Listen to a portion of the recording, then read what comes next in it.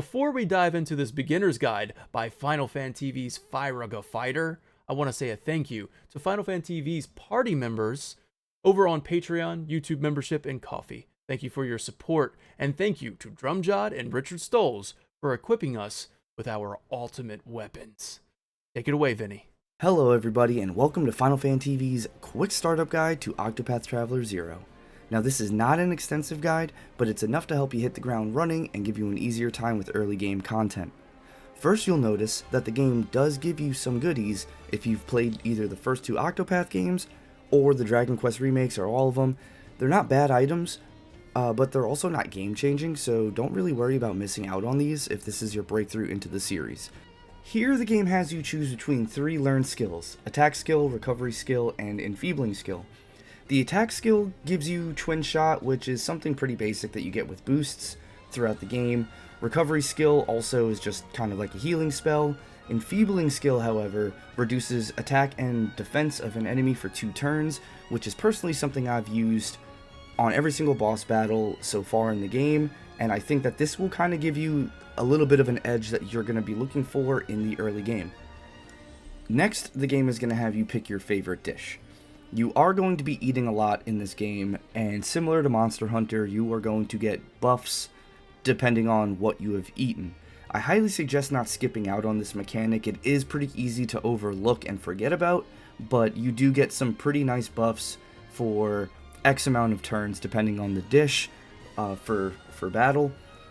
And your starting dish is going to basically give you a buff to one of your stats. They're all going to have an HP and SP % plus, but it's really going to boil down to your play style and what you want to choose. I personally like to pick things that either buff speed, evasion, or critical. That's just how I play. So you can't really go wrong here. However, it's going to fit your play style. You can just go ahead and choose your dish. Just be sure to name it something funny, because we're going to want to hear about it down below in the comments. And lastly, we get to choose our starting items. This is where I think it gets a little bit interesting. The items that they give us are some of your like regular run-of-the-mill equipment items that will increase attack or speed or whatever. But we also have some food here, and we have a key, a letter fragment, a nourishing nut, and an ember shroom bed. We are going to choose the crested key, because I believe this unlocks an NPC for us to use later on. The letter fragment, which I believe opens up a quest that I personally haven't gotten to yet, but I kind of don't want to lock myself out of that access. And then a nourishing nut, which provides a permanent boost to HP. You do find these throughout the game, but an early game boost to HP is never a bad thing. So this is what I suggest going with. You can pick whatever you want, but I really do suggest picking at least that crested key. Now we are ready to start our journey into Octopath Traveler 0, so hopefully you guys enjoy the guide, and hopefully this gives you that little bit of an edge you need to have an easy time for the first 20 to 30 hours of the game. Now we get to beat up on our dads as the quintessential tutorial boss fight. This fight is going to show us the mechanics of the boost and the break gauge.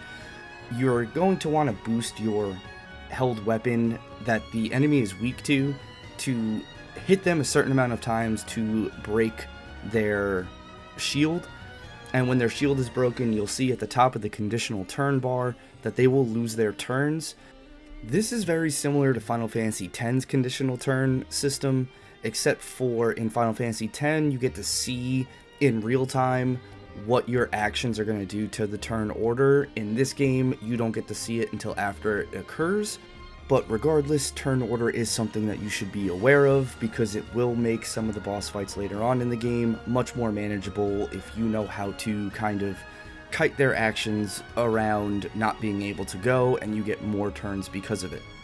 And along with breaking an enemy's break bar, there are other skills that you can do that also affect the turn order. You can slow the enemy down, giving them less turns or less priority on the turn order, or you can use moves on yourself that either speed you up or give you kind of a higher priority on the attack order, like displayed here.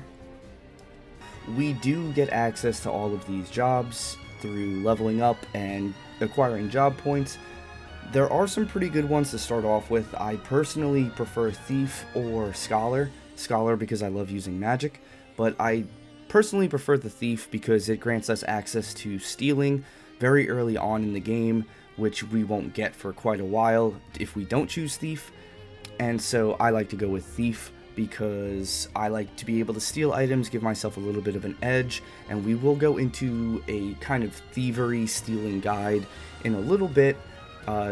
Stealing is not extremely necessary for the early part of the game. It just kind of helps you out, giving you some extra items for free, but you will get those items regardless anyway.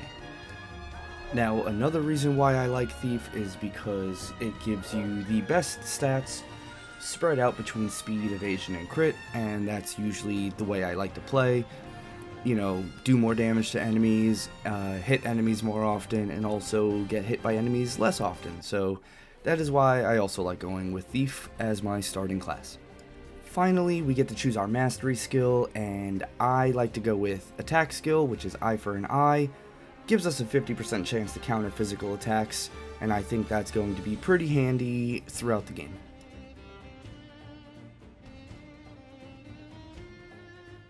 One thing I am a little embarrassed to admit is how long it took me to realize that there is a toggle for battle speed in-game once you're in battle. That can be done by hitting start on any controller that you're using. It's actually pretty useful. I do want to talk a little bit about stealing. You will notice that when you go to steal something, there's going to be a percentage based. You can change this by either damaging the enemy to increase it or boost your steal to increase it.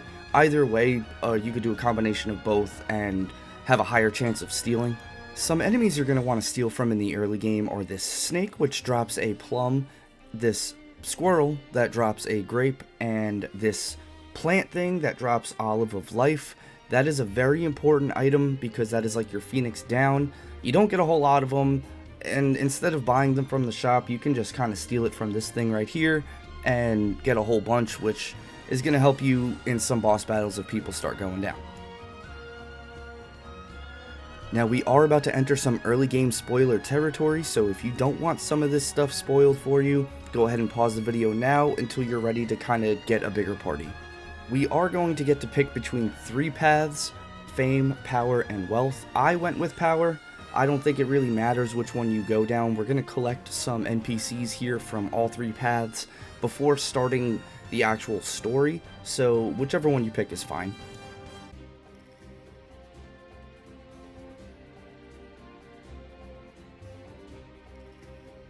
After selecting our path, we get to go out into the world and travel to 3 different places known as Theatropolis, Emberglow, and Valor. We're going to go to Emberglow first. You can see here that you cannot fast travel to places that you have not visited yet, so we are going to run ourselves over to Emberglow, and that's where we are going to start to collect our NPCs, and our very first one is going to be here in Emberglow.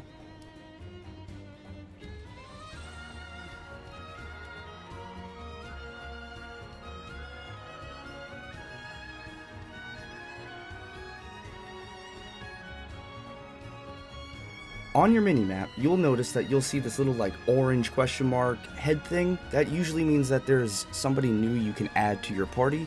So follow that symbol. It's going to lead us into this tavern where we are going to meet an NPC and we are going to complete her quest. It's a very easy quest to complete, and upon completion of her quest, we get Macy into our party, giving us our 3rd party member. Then we're going to start heading over to Theatropolis, which is a theater town, as the name implies, where we are going to find and meet our 4th party member.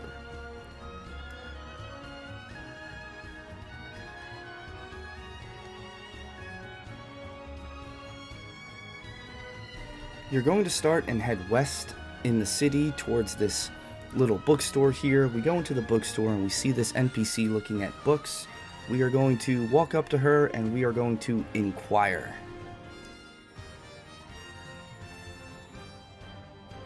After we inquire, it's going to open up some items in her entreat menu. We are then going to entreat and we're going to take a book that was written by this NPC. Once we get the book, we're going to close out the menu and it's going to start a cutscene. Once the cutscene is over, we now have our hero Alexia, who is a scholar, who's really good at casting magic, and she also grants you access to the Analyze spell, which is going to allow you to see enemy weaknesses and how much HP the enemy has. The last place we're going to visit is Valor, and that is where we're going to get 2 more NPCs to really round out our team and give us kind of an edge in the beginning of the game.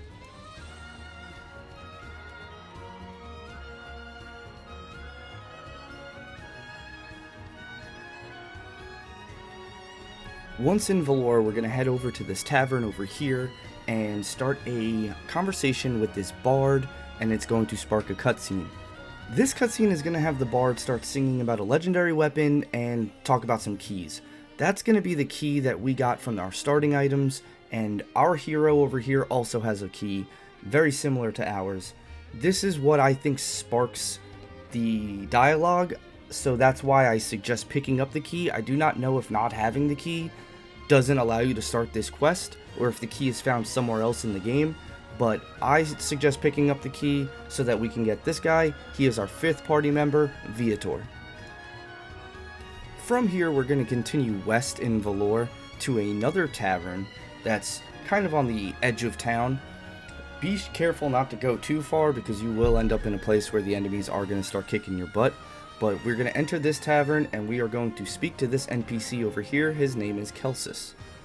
Once we start speaking to Kelsis, he's going to ask us a couple of questions. We're going to want to answer him with, yes, we are faithful, and then it's going to close out. We're going to speak to him again, and we're going to say that we want to hire him. Once we say that, he's going to ask us for what reason, and we're going to say to seek renewal, and after that, we have our 6th party member, Kelsis.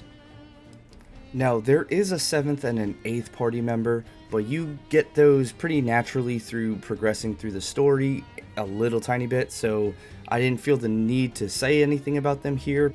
But I do want to take a moment to speak about Viator for a little bit because he does have some pretty nice combos. Some of his skills allow you to provoke enemies, which are going to make all of the enemies want to attack him if it's single target damage. And he also has a skill that pairs nice with that called Parry, which allows him to block physical damage completely for X amount of turns. So comboing Provoke with Parry kind of allows the enemies to focus on him dealing no damage, and your teammates take no damage as well from just not being targeted. So he does allow for a nice little buffer as shown here in this battle. So that about wraps up our guide here for today. Thank you guys so much for sticking through to the end. Hopefully this helps you guys out with some early game stuff so the game isn't too difficult for you. If there's anything that I missed in this guide or something you want to see for this game or really anything else by Square Enix, just let us know. We'll get a guide together for you. Again, thank you guys so much, and I hope you guys all have a great day and enjoy Octopath Traveler 0.